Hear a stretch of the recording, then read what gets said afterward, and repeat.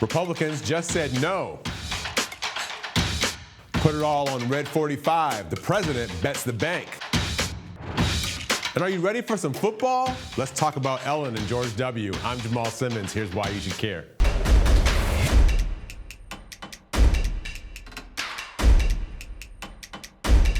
A precipitous withdrawal of U.S. forces from Syria would only benefit Russia, Iran, and the Assad regime, and it would increase the risk that ISIS and other terrorist groups regroup. As we learned the hard way during the Obama administration, American interests are best served by American leadership, not by retreat or withdrawal. That was a statement from the Senate Majority Leader, the Republican Senate Majority Leader, Mitch McConnell. Withdrawing U.S. forces from northern Syria is a catastrophic mistake that puts our gains against ISIS at risk and threatens America's national security. Terrorists thousands of miles away can and will launch attacks against America, as the United States learned on September 11, 2001. That was Representative Liz Cheney, whose father, Dick Cheney, was an architect of the Iraq War. Senator Lindsey Graham of South Carolina told Fox News on Monday, "I hope I'm making myself clear how short-sighted and irresponsible this decision is in my view. This is a big win for Iran and Assad, a big win for ISIS." He wrote in a series of tweets, "If press reports are accurate, this is a disaster in the making." Why you should care? President Trump is the first president in recent history to keep his business interests while serving as commander-in-chief, which critics argue fudges the line between his official actions and personal benefit. Republicans have defended him. The president hired his own daughter to serve in the White House despite traditions against nepotism. Republicans defended him. President Trump is facing an impeachment inquiry asking foreign governments to intervene in a U.S. election by investigating his political opponents. His Republican allies defend him. Syria is different, and it's worth paying attention to.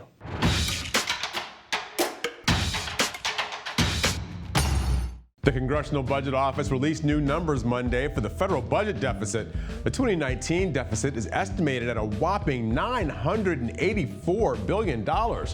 According to The Hill, this new deficit is 4.7% of gross domestic product and the highest it's been since 2012. In its report, the CBO stated that 2019 was the fourth consecutive year that the deficit increased as a percent of GDP.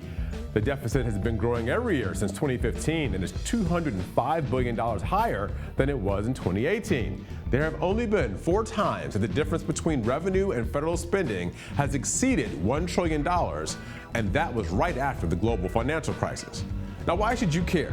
The CBO has warned the nation's debt path is unsustainable. The higher deficits mean the government is competing for loans with private borrowers, which can increase borrowing costs for mortgages, car loans, and credit cards. Those higher interest rates also make it harder to pay off the debt the government already has.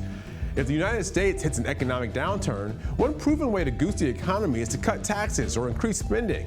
In the last economic crisis, the Obama administration borrowed almost $1 trillion to close the hole in domestic spending. We're doing that now just to cover day-to-day spending and entitlements.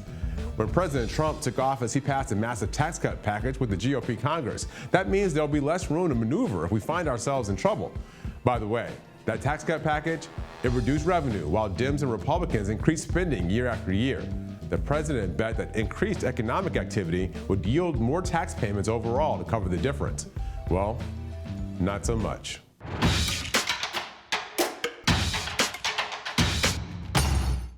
Ellen DeGeneres is best known for making people laugh every day during her Emmy Award-winning daytime talk show. From dancing, playing pranks, to hosting a hefty slate of A-listers, Ellen's built a powerhouse brand based on feel-good stories and fun. But Sunday night, some fans were doing anything but laughing. That's because during the Dallas Cowboys and Green Bay Packers game, the liberal host was kicking it in the Dallas Cowboys owner's box with none other than Texas Republican and former President George W. Bush. Twitter went berserk. Critics pointed out the irony of Ellen being a member of the LGBT community, socializing with a staunch conservative whose social views aren't aligned with hers, and certainly not those of LGBT folks. Ellen did anything but stand on the sidelines. She defended her position in a 4-minute monologue on her show. I'm friends with George Bush. In fact, I'm friends with a lot of people who don't share the same beliefs that I have. We're all different, and I think we've forgotten that we're all different, and that's okay. When I say be kind to one another, I don't mean only the people who think the same way that you do. I mean be kind to everyone. Doesn't matter. So here's why you should care. I couldn't have said it better myself. Times are tense, with no shortage of things to be upset and divided about. But let's take a step back and remind ourselves that we're privileged to live in a country where differences are protected and honored. Instead of getting lost in vitriolic debates on Twitter, maybe tensions were cool if we followed Ellen and George W.'s lead and spent more time watching sports and less time watching the news. Except for WYSC. Keep watching WYSC. Thanks for watching Hill TV on YouTube. Be sure to click subscribe and hit the bell so you know when we post new videos. And head to thehill.com for all the latest political news.